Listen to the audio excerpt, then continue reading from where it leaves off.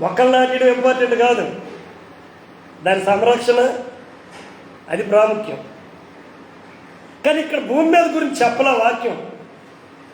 మరలా చదవండి. ఆయన పరలోకమందున్న నా తండ్రి నాటని, పరలోకంలో ఉన్నటువంటి నా తండ్రి ఈ భూమి మీద ఆయన కొన్న మొక్కలు నాటలేదట. ఇదేంటి వృక్షశాస్త్రం గురించి వాక్యం చెప్తాండి అనుకోకండి. కానీ ఆయన నాటకపోతే ఏదైనా నాటపడుతుందా చెప్పాలి. దేవుడు నాటకపోతే ఏ మొక్కైనా మొలుస్తుందా? పరలోకంలో ఉండి నా తండ్రి భూమి మీద ఏ మొక్కనైనా నాటకపోతే అది నాటని విత్తని, దేవుడు విత్తనటువంటి మొక్క, చెట్టు కాదు. దేవుడు మీరు గమనించండి, ఆదికాండంలో ఆయన మొక్కలు లేచాడా చెట్లు లేచాడా? దేవునికి స్తోత్రం. ఆయన పలుగునుగా కానీ చెట్ల మొక్కలా? దీనికే వచ్చింది కదా, చెట్టు ముందా, విత్తు ముందా, గుడ్డు ముందా, కోడి ముందా? ఇప్పటికీ జుత్తులు కొందరు మేటర్ అర్థం కాక బైబిల్ క్లియర్గా చెప్పేస్తుంది, కోడే ముందు. పిల్ల లేదు, తండ్రి ఒక తండ్రిని తల్లిని తయారు చేసి పెట్టేశాడు. తండ్రి ఒక చెట్టుని నాటి పెట్టాడు. తండ్రి ఒక ఆబోతును పెట్టాడు. తండ్రి ఒక ఆవును పెట్టాడు. దూడ లేదు, పిల్ల పేరు లేదు. అది మనము అభివృద్ధి అయి మనము విస్తరించి సమాజం ఎక్స్ట్రాబులేషన్ అయ్యేటదే అక్కడ అవసరం. Praise the lord. కానీ ఇక్కడ ఏమంటున్నాడంటే ఆయన నాటని మొక్క. దేని గురించి చెప్తున్నాడు? ఆయన చెట్ల గురించా? మీకు క్లియర్గా అర్థం అవడానికి పాత నిబంధనలోకి వెళ్దాం. మీకు ఈ విషయం క్లియర్గా, ఆయన నాటకపోతే ఇప్పుడు ముండ్ల పొదలు, గచ్చ తప్పులు అవి ఎక్కడి నుంచి నాటబడ్డాయి? అవి నాటబడటం దేవుని చిత్తమా? మంచి చెట్టలు తెలుగునిచ్చిన పెట్టు ఆయనే పెట్టాడు కదా, ఇంకెవరు వచ్చారు? సైతం పెట్టుకోండా. మంచి చెడ్డ తెలుగునిచ్చే చెట్టు ఏదేని తోటలో ఆయనే పెట్టుకోండా, ఇంకెవరే పెట్టాడా? ఒకటి. జీవవృక్ష పొలాలు ఎవరు పెట్టారు? జీవవృక్షాల చెట్లని ఆయనే పెట్టాడు. మరి ముండ్ల తొప్పులు ఎక్కడి నుండి వచ్చినాయి? గచ్చపోదులు ఎక్కడి నుండి వచ్చాయి? మానవుడి శాపం. మానవుడు బ్రతుకు ముళ్ళు లాంటిది. మానవుడు మరికొంతమంది బ్రతుకు పరిముళ్ళు లాంటిది. పట్టుకుంటే వాడాలి. బెమ్మజీవుడు ముళ్ళు ఇరిగిపోయింది అనుకోండి, ఒక దగ్గర ఉండదంట. లోపల శరీరంలో ముళ్ళు ఇరిగిపోతే ఒక దగ్గర ఉండదంట. అదే ఊడిపోద్ది అనుకుంటూ ఓడదాం. అలా లోపల గుచ్చుతూనే లోపలికి వెళ్తూనే ఉంటుంది. మరి ఇవన్నీ దేవుడు పెట్టాడా? మనకు అర్థమవటానికి చెట్లు మీటింగ్ పెట్టుకునే స్థలం కాడికి వెళ్దాం. న్యాయాధిపతుల గ్రంథం 9వ అధ్యాయం 8 నుండి 15 వచనాలు ఒక మీటింగ్ ఉంది అక్కడ. చెట్లంట. పిల్లరా ఆలోచించండి, వినండి. ముందు ఆ వచనాలు తీద్దాం. దేవుడు నాటనివి ఎట్లుంటాయో, దేవుడు నాటినవి ఎట్లుంటాయో మనం జ్ఞాపకం చేసుకుని ముగించుకుందాం. న్యాయాధిపతులు 9వ అధ్యాయంలో మీరు ఎవరు చదవద్దు, అలా చూడండి అంతే. 8వ వచనం నుండి ఇక్కడ గిద్యోను యొక్క కొడుకు మాట్లాడుతున్నాడు ఈ విషయాన్ని. గిద్యోను కొడుకు 7వ వచనంలో ఉంటుంది. దాని పేరు ఏం పేరండి? గట్టిగా యోతాము అనే ఆయన. అంతేనా? చెట్లు ఒక మీటింగ్ పెట్టుకున్నాయంట. ప్రియులారా జాగ్రత్తగా వినండి. దేవుడు ఎప్పుడు చెట్లే నాటుతాడు, మొక్కలు నాటడం. మనం మొక్కలు నాటుకుంటాం, చెట్లు కావాలి కానీ. దేవుడు చెట్లు నాటుతాడు. చెట్లన్నీ ఒక మీటింగ్ పెట్టుకున్నాయంట. ఏటో మీటింగ్లో కంటెంట్ ఏంటంటే భూమిలో మనుషులకు రాజులు ఉన్నారు, జంతువులకి రాజు సింహం, మనుషులకు రాజు ఉన్నాడు, జలచరాలకి రాజులు ఉన్నాడు. మరి మనకు ఒక రాజు ఉంటే మంచిది కదా. అక్కడ ఒక మాట ఉంది 8వ వచనంలో, చదవండి. ఒకళ్ళు ఎవరినైనా అయ్యా పెద్దలు, ఒకళ్ళని ఎవరినైనా మనం ఏర్పాటు చేసుకుందామని అక్కడ ఒక మంచి మాట నోట్ చేయండి. చెట్లకు మనసు ఉంటుందా? హలో, నోట్ తీసుకోయి. చెట్లకు మనసు ఉంటుందా?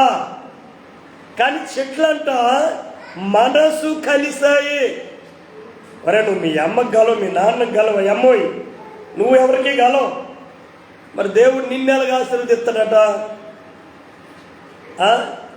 నువ్వు సంఘంతో గలవు, సేవకుడితో గలవు, సహవాసంతో ఉండవు, నువ్వు దేవుడితో కూడా ఉండవు. చెట్లు మాట్లాడలేనివి, మాట్లాడకుండా అవేం చేస్తాయంటే చక్కటి చల్లదనాన్ని ఇస్తాయి, చక్కటి ఫలాలను ఇస్తాయి. ఇవేమో అయ్యా వింటున్నారా, మీటింగ్ పెట్టుకున్నాయంట. మనకి ఒక ఎవరు కావాలి? రాజు కావాలి. రాచరిక లక్షణాలు కలిగినటువంటి 3 చెట్ల దగ్గరికి ప్రయాణిద్దాం అనుకున్నాయి. ముందు ఒక చెట్టు దగ్గరికి వెళ్ళాయి, చూడండి అక్కడ, మమ్మల్ని ఏలండి. చూడు ఎంత పెద్ద అడిగి తెలిసిన ఇన్ని వేల చెట్లు ఇక్కడ ఉన్నాం.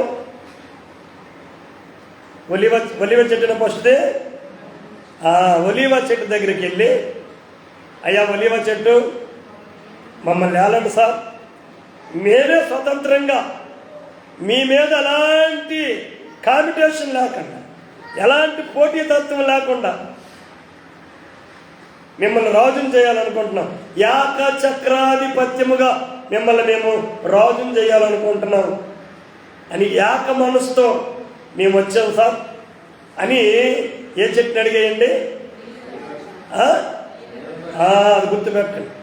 ఒలివ చెట్టు ఏం ఫీల్ అవుతుంది? అసలు చెట్ల చరిత్రలోనే, వృక్ష శాస్త్రము యొక్క చరిత్రలోనే రాచవృక్షం ఉండదు. మహామనం రాచవృక్షము అనుకుంటే మరి చెట్టే, దానికే బోల్డన్ని ఓడ్లు వచ్చేస్తుంటాయి. అది రాచవృక్షం క్రింద ఉండదు. ఎందుకంటే దాని లెక్కన దేవుళ్ళు ఉన్నారు, దాని మీద దెయ్యాలు కూడా ఉంటాయి. చరిత్రలో దేవుళ్ళు ఆ చెట్టు మీద ఉన్నారు, దెయ్యాలు కూడా ఆ చెట్టుకి. మర్రి చెట్టుని చూస్తేనే దెయ్యాలు గుర్తుకొస్తాయి. మరి మర్రి చెట్టులోనే దేవుళ్ళు ఉన్నారు అంటుంటారు. అందుకని అది రాజవృక్షం కిందకి పనికిరాదు. కానీ ఈ చెట్టు కాడికి వెళ్ళేయండి. ఏ చెట్టు అది? అది ఏమన్నది చూడండి, మీరు చదవండి గట్టిగా ఎవరైనా. దేవునికి మానవులను దేని వలన నరులు సన్మానిస్తారు? నా తైలము నేను ఇవ్వకుండా మీ మీద రాజునయుండి పొజిషన్లో ఉన్నవాడు కాసి ఇవ్వగాల, ఆ పొజిషన్లో ఉన్నవాడు కాసి ఇవ్వగాల. వాళ్ళు ఆడు మంచితనము పోగొట్టుకోకూడదు, ఈడు మంచితనము పోగొట్టుకోకూడదు. ఈ ఊగుడు నాకొద్దు. నేను రాజుని దేవుణ్ణి సన్మానించాలి. ఎలా సన్మానిస్తాయండి అవి? నా తైలము. ఇప్పుడు మనకి ఇక్కడ కనబడుతుందా దీపవృక్షం? ఈ దీపవృక్షంలో ఇటు వెళ్ళండి, ఏ నూనె పడితే ఆ నూనె వేయకూడదు. దీపవృక్షంలో ఏ నూనె పడితే ఆ నూనె వేయకూడదు. దంచి మిషన్లో కూడా వేయకూడదు. దంచి దేవుని బిడ్డలో పరిశుభ్రంగా ఉండి, పవిత్రంగా ఉండి, ఆ యొక్క ఒలీవ అంతేనా, ఆ కాయను తీసి దంచి ఆ నూనె తీసి ఆ దేవుని సన్నిధిలో వెయ్యాలి. ఒకటి, ఒక దైవజనుడిని అభిషేకించాలి అంటే, ఒక దైవజనుడిని అభిషేకించాలంటే ఏ నూనె పడితే ఆ నూనె దైవజనుడు అభిషేకించబడకూడదు. కేవలం ఒలీవ నూనెతోనే అభిషేకిస్తారు. రెండో, రాజులను అభిషేకించాలన్నా అదే నూనె. ఎందుకంటే ఒలీవ చెట్టుకి నాశనం తక్కువ, కుళ్ళిపోవడం తక్కువ. భయంకరమైన జలప్రలయంలో సైతం నోవాహు దినాల్లో అది బ్రతికింది. పావురం వెళ్ళి ఏం తురుచుకొని వచ్చిందండి? ఒలీవ ఆకులనే తురుచుకొని వచ్చింది. 128వ కీర్తనలో పిల్లల్ని దేంతో పోల్చాడో తెలిసిన? ఒలీవ మొక్కల వలె అని పోల్చాడు. దేవునికి స్తోత్రం. ఇలాంటి ఒక ప్రత్యేకతను నేను పోగొట్టుకొని నరులను సన్మానించాలి, దేవుణ్ణి కూడా నేను సన్మానించాలి. ఇవి మానేసేసి నేను ఈ చెట్లకు అటు ఇటు ఊపుకొని ఉండాలా? ఏం నిర్ణయం అండి, ఏమి ఆగ్రహము, ఏం ఆలోచన. అందుకే దేవుడు దాన్ని నాటించాడు. అవునా? మరి అంతేనా? చివరి నిర్ణయమా ఇదేనా? మరి లేదు సార్, మరి నా నిర్ణయం ఇదే. నేను మీ మీద రాజు అవటం గొప్ప విషయం కాదు, ఒలీవ చెట్టు అంటున్నది. కానీ దానివల్ల నేనేం పోగొట్టుకుంటాను? ఏం పోగొట్టుకుంటున్నాను? నరులను సన్మానించడం అంటే నరులను అభిషేకించాలన్నా, రాజులను అభిషేకించాలన్నా, దేవుని సన్నిధిలో ఉండాలన్నా నేను ఆ యొక్క అర్హతను మరేమనుకోకండి. నెక్స్ట్ బయలుదేరారండి మళ్ళీ వీళ్ళంతా. చెట్లన్నీ మళ్ళీ మీటింగ్ వేసుకొని వీడి వల్ల అవట్లా. నెక్స్ట్ ఎక్కడికి వెళ్దాం?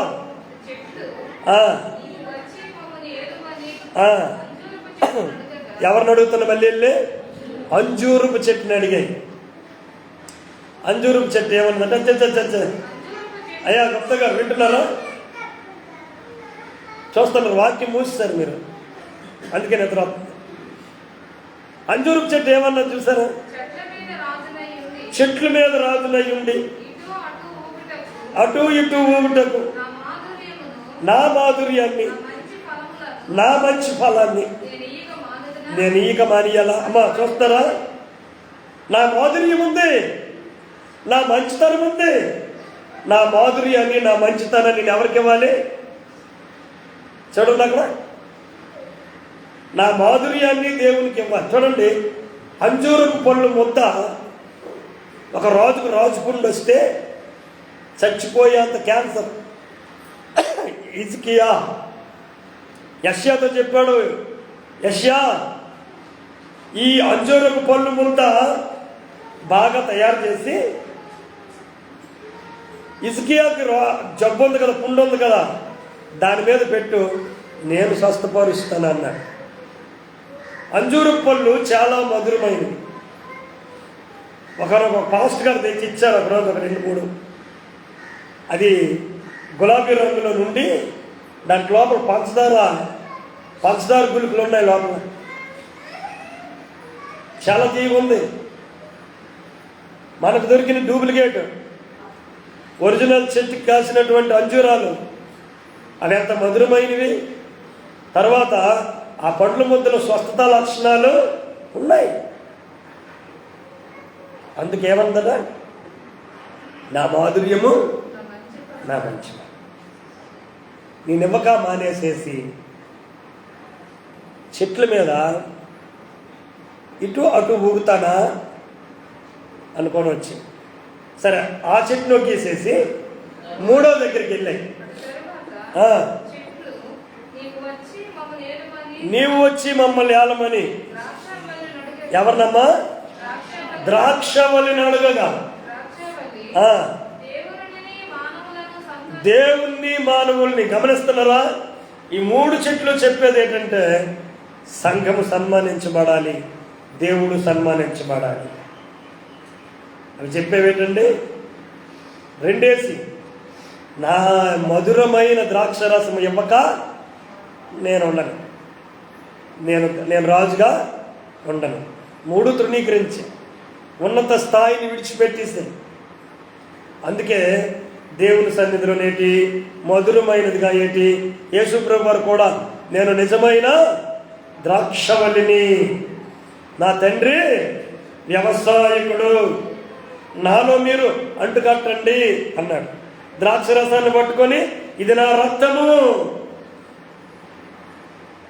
అని వారికి ఇచ్చారు. జబ్బులను తగ్గించడానికి ఎవరైనా బలహీనులుగా ఉంటే వాళ్ళ దగ్గరికి వెళ్ళి ఏ పళ్ళు పట్టుకెళ్తామండి? ఫస్ట్ యాపిల్ని ముందుగా ముట్టుకోము.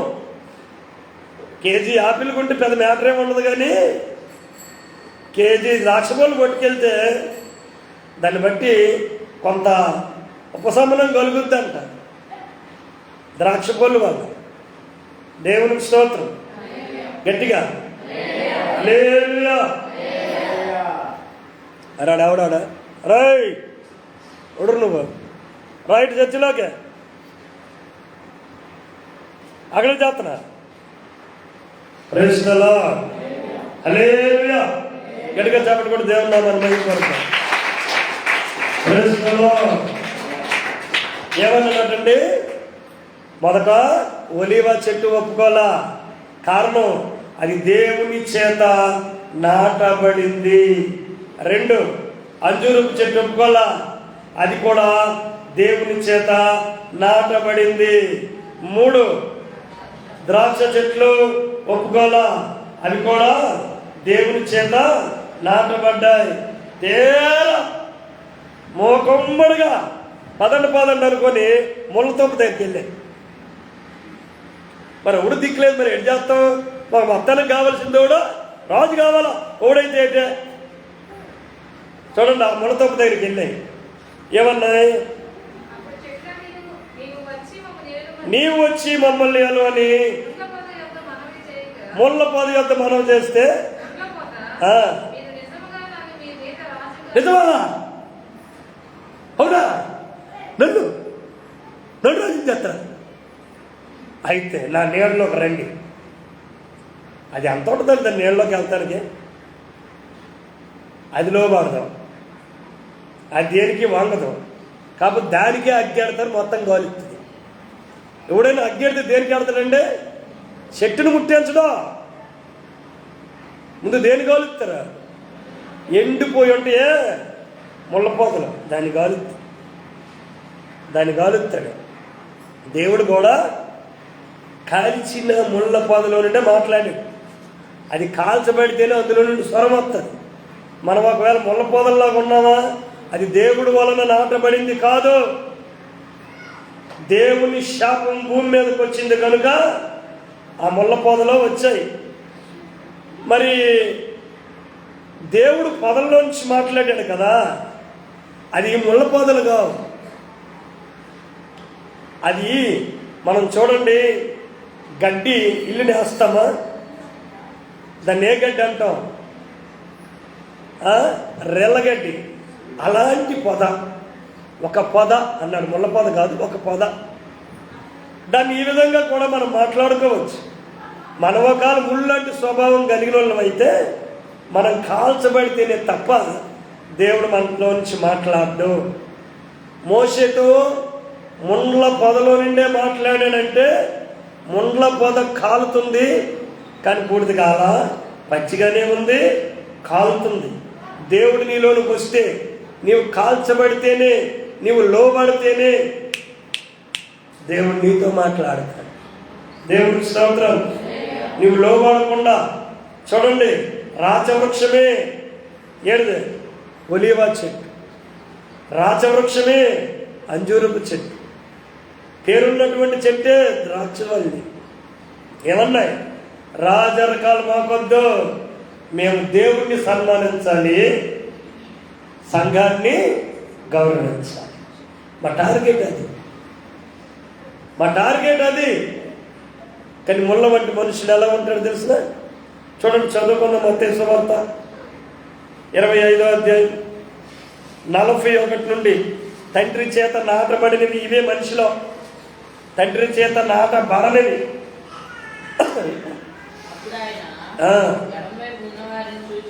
25:41 నుంచి. రైట్.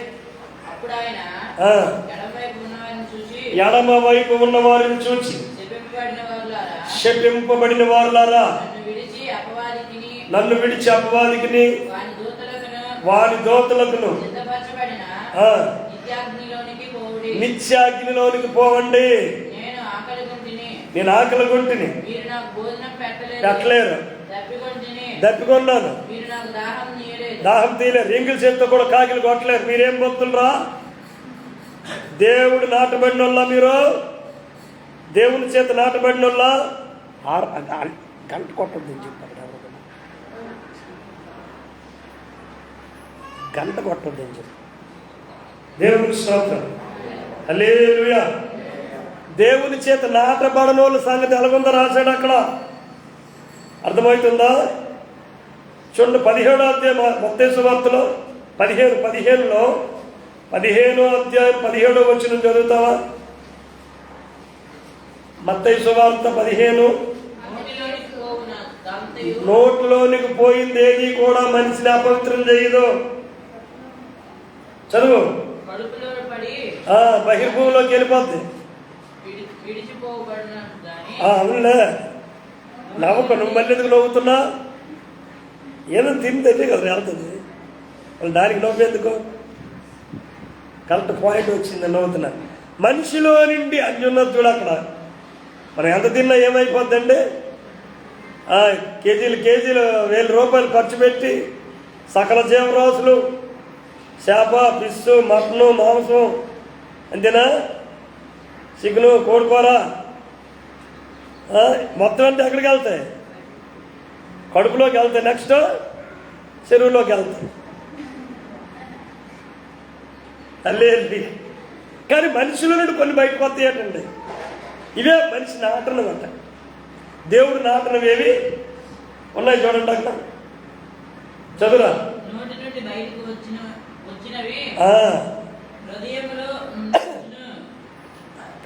ఏంటి? నోటిలో నుండి బయటికి కొన్ని వస్తాయి అక్కడ. అవి హృదయంలో నుండి వస్తాయి. ఇవే మనుషులను అపవిత్రం చేస్తాయి. మీరు గ్రహించలేరా? ఏంటవి? దురాలోచనలు, నరహత్యలు, హింసారాలు,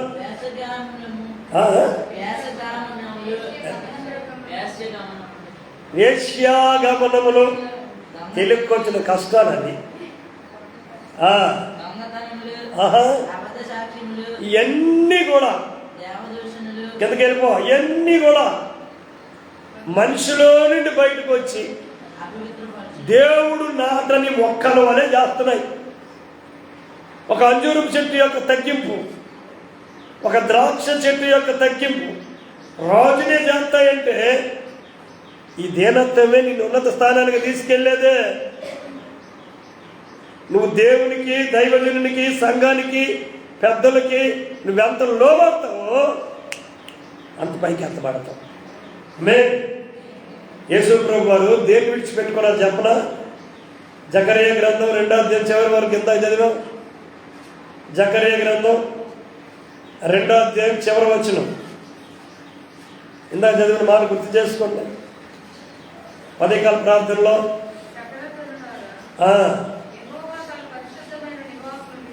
యెహోవా, జకరియా గ్రంథము 2వ అధ్యాయము చివరి వచనం, లాస్ట్ ఎండవ వచనం. దేవుడేమో తన పరిశుద్ధ నివాసాన్ని విడిచిపెట్టి, మన స్వభావాన్ని మనం ఎందుకు విడిచిపెట్టాం? మన జన్మ లక్షణాలు ఎందుకంటే పట్టుకొని తిరుగుతాం? లోబడకపోతే నీకు ఆశీర్వాదం ఎట్లా వస్తుంది? ఏమని రాయబడిందంటే అక్కడ, సకల జనులారా యెహోవా. రే పొగడి పట్ల నువ్వు చేసింది అదే. వాక్యం చెప్తున్నావా? పొగడిని కాడుతున్నావు. యెహోవా తన పరిశుద్ధమైన నివాసాన్ని విడిచి. ఏమంటే ఆయన ఏం వదిలేశాడు? ఆయన ఏం వదిలేశాడు? మనం మన ఈగోలు వదలం, మన బుద్ధి వదలం, మన స్వభావాలు వదలం. ఇంకొక దగ్గర కొత్త నిబంధన రోమపత్రికలో చెప్పాడు, ఆయన మహిమను విడిచిపెట్టాడు. ఆయన మహిమను విడిచిపెట్టి, పరిశుద్ధమైన నివాసాన్ని విడిచిపెట్టి నీ కొరకు నా కొరకు భూమి మీదకి వచ్చాడు. ఆయన మహోన్నతుడు అయినను, యెషయా ప్రవక్త చెప్పాడు, ఆయన మహోన్నతుడు అయినను నువ్వు పెరికి వేయబడకూడదని ఇక్కడ సంఘంలో నాటబడ్డావు, పరలోకంలో కూడా నువ్వు నాటబడాలి. దేవునికి స్తోత్రం. అన్యుల సావాసాల్లో నుండి, లోక సంబంధమైన దాంట్లో నుండి మనం ఎత్తబడి సంఘంలో ఉడుపు చేయబడ్డాం, విత్తబడ్డాం. ఇక్కడ కోయబడితే మరలా ఎక్కడ నాటబడాలి? పరలోకంలో నాటబడాలి. దేవునికి స్తోత్రం. అంతేగాని గాబు మొక్కలు పీకి గట్టు మీద పడేసేటట్టు మనం పడకూడదు. దేవదూతలు వచ్చినప్పుడు గురుగులు గోధుమలు కలిపి కోయబడతాయి. గురుగులు గోధుమలు కలిపి కోయబడతాయి. గోధుమలని కొట్టులో వేయబడతాయి, గురుగులని అగ్నితో కాల్చబడతాయి. మన స్వభావం ఏంటి? యోహాను సువార్తలో చూడండి, 1 యోహాను పత్రిక, నేను ముగిస్తున్న ఈ మాట. తండ్రి నాటబడిన వారు ఎవరు అంటే, పాత నిబంధనలో ప్రవక్తల యొక్క హెచ్చరికలు తీసుకునే వాళ్ళు, కొత్త నిబంధనలో అపోస్తుల యొక్క బోధ, అపోస్తుల ఉపదేశాలు, వాటి మీద కట్టబడిన వారు, దేవుని సన్నిధిలో, దేవుని ఆలయములో నాటబడిన వారు. పరలోకంలో కూడా వారు దేవుని సన్నిధిలో నాటబడే చెట్లుగా మారుతారు, మొక్కలే కాదు. అందుకంటే నా పరలోకంలో ఉన్న తండ్రి నాటబడని ప్రతి మొక్క తెల్లకెచ్చబడుతుంది. 1 యోహాను 2:16-17 వచ్చిన లోకంలో ఉన్నది, హలో హలో వినాలా, లోకంలో ఉన్నదంతయు అనగా శరీరాశ, నేత్రాశ, జీవపుడము. శరీరాశ ఏ ఆశ అంటే శరీరంతటికి ఒక ఆశ ఉంటుందంట. 2 నేత్రానికి ఒక ఆశ ఉంటుంది. 3 జీవపుడము, గర్విష్టి హృదయం. ఇవి తండ్రి వలన పుట్టినవి. అవి లోక సంబంధమే. అవి చచ్చిపోవాలి నీలో నాలో సాగకపోతే నువ్వు విస్తరించబడలేవు, నువ్వు అభివృద్ధి అవ్వలేవు. ఉంటే అవి తెల్లకించేవని దేవుని కోరు. అవి తండ్రి వలన పుట్టినవి కావు. లోకములో ఉన్నదంతయో శరీరాశ, నేత్రాశ, జీవపడంబు. అవి ఎవరి వలన పుట్టినవి కాబట్టి ఎవరి వరకు పుట్టాయట? అవి లోకంలో పుట్టాయి. లోకంలో ఎవడున్నాడు? లోకంలో ఉన్నవారి కంటే మీలో ఉన్నవాడు గొప్పవాడు. మీలో అవి పుట్టకూడదు. శరీరానికి సంబంధించిన ఆశలు కొన్ని ఉంటాయి, వీటితో సరిపోదు. కంటికి సంబంధించిన ఆశలు కొన్ని ఉంటాయి, ఇది సరిపోదు. లోపల కొన్ని గర్వాలు ఉంటాయి, దాన్ని ఇంగ్లీష్లో ఈగోస్. గర్వం. బాగా చదవటం రాని నా ఎంతటో లేడు అంతడు, ఏదైనా గర్వించిపోతుంటాడు. అవి ఎవరి వలన పుట్టినవి కావండి, తండ్రి వలన పుట్టినవి కావు. కాబట్టి ఏ ఉపదేశం వలన నువ్వు నాటబడుతున్నావు? నీలో వాక్యం సరిగా లేకపోతే దేవుడు పీకెత్తాడు. ఎక్కడ పడేస్తాడో తెలియదు. ధనవంతుడే పీకి పడేస్తే ఎక్కడ పడ్డాడు? భూమి మీద పీకి పడేసిన డబ్బు వెళ్ళింది అడితోటే. ఏమంటున్నాడు తండ్రి అయినా? అబ్రహామా ఇక్కడ కాలిపోతుంది. ఈ మధ్యనే వినబడతాం లేదు కానీ ఆ పాటలో కాలిపోతుంది కాలిపోతుంది అని పాటలు వినబడతాం. నేను నవ్వుకుంటున్నా వినబడినప్పుడల్లా. మరి ఇక్కడేం కాలుతుందిరా? కాలాల్సిన చోటు ఒకటి ఉంది, అక్కడ ఆర్పడానికి కూడా ఒకడు రాడు. అక్కడ ఆర్పడానికి కూడా ఒకడు రాడు. ఇదే పాట వేసుకొని స్టెప్పులు వేసుకొని వెళ్తే ఆ ఎత్తుకేమో సర్వీస్ వైర్కి తగులుకొని డీజే బాక్స్ అంటుకుంది. ఇప్పుడు అక్కడ కూడా సేమే డీజే బాక్స్ అంటుకుంది, గాబరా గెంతీసి దెబ్బలు తగిలేసి ముట్టుకుంది అక్కడ సర్వీస్ వైరు. ఇప్పుడు సేమ్ అదే పాట వస్తుంది ఆ బాక్స్లోని కూడాను. కాలిపోతుంది. కారణం సామాన్యంగా ఉండదు. అగ్ని ఆరదు. అందుకే మనం తండ్రి చేత నాటబడిన వారమైతే తగ్గించుకుంటాం. దీనత్వంలోనికి వస్తావు, ఒప్పింపులోనికి వస్తావు, క్షమాపణలోనికి వస్తావు. నేను కాను ప్రభువా, నీ కృపే. పౌలు భక్తులు లాంటోడే, నేను కాను, నేను బ్రతుకంతా నీ కృపే. అలాగ అనకపోతే చూడండి, చెట్ల గురించి చూసావు కదా, అంజూరు చెట్టు, ఒలివ చెట్టు, ద్రాక్ష చెట్టు. ఆ ముళ్ళతొప్పు ఏమన్నదండి, మీరు గనక రాకపోతే హలో అగ్గి నాలో నుండి వస్తుంది. లాస్ ఏంజల్స్లో ఏం ముట్టుకుంది కానీ నేను ఎడతా అంటది. అమెరికాలో ఏం ముట్టుకుందో కానీ నేను పెడతాను చూడు ఉందా అక్కడ మాట. రండి నా నీడలోనికి రండి. మీరు రాలేదనుకో అగ్ని నాలో నుండి వస్తుంది. లెబానోను దేవదారు మొత్తం కాల్చి బూడిచ్చేస్తాను అంటది. ఇది సైతాను స్వరం. బాగు పెడతాను, 2 మెతుకులు పెడతాను, 4 రూపాయలు డబ్బులు ఇస్తాను, 1 జత బట్టలు ఇస్తాను, నా దగ్గరికి రా, నేను స్వస్థపరుస్తాను అని దేవుడు చెబుతాడు. నీకు అన్నం పెడతా, నీకు శుభ్రంగా ఉంచుతా దేవుడు చెప్తాడు. అది అన్నం కదా. అగ్గి అక్కడ ముళ్ళ తొప్పులు ఏమన్నాయి, కమాన్ రండి ముట్టిస్తా, అగ్ని ఎత్తున్నాడు అంతే.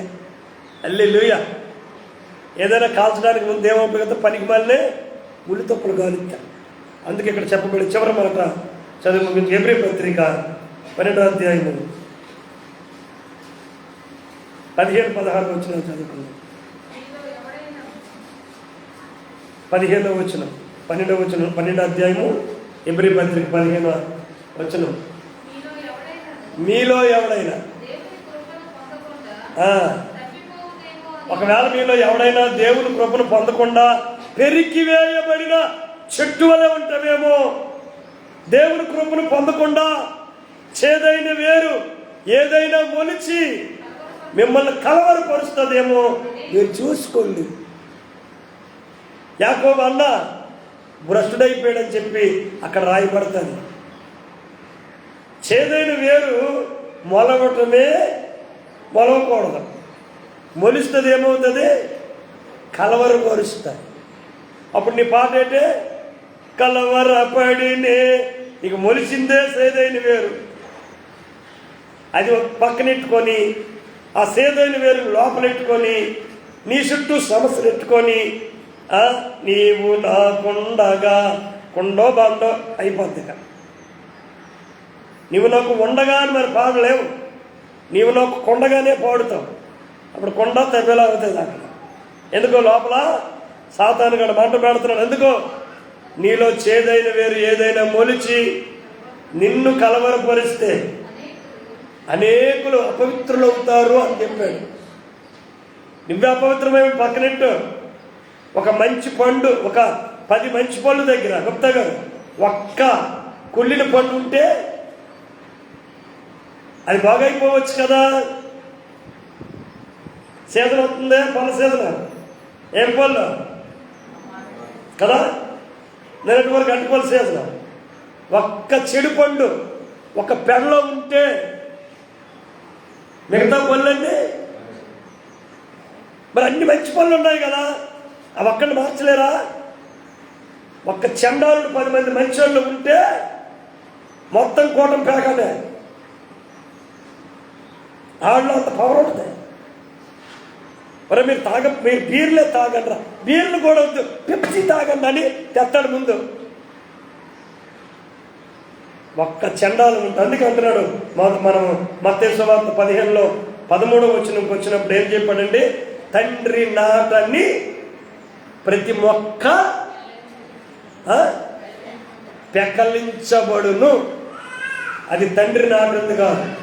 నువ్వు తండ్రి నాటిన బిడ్డవేనా? ఇంకా లోకం పనిచేస్తుందా?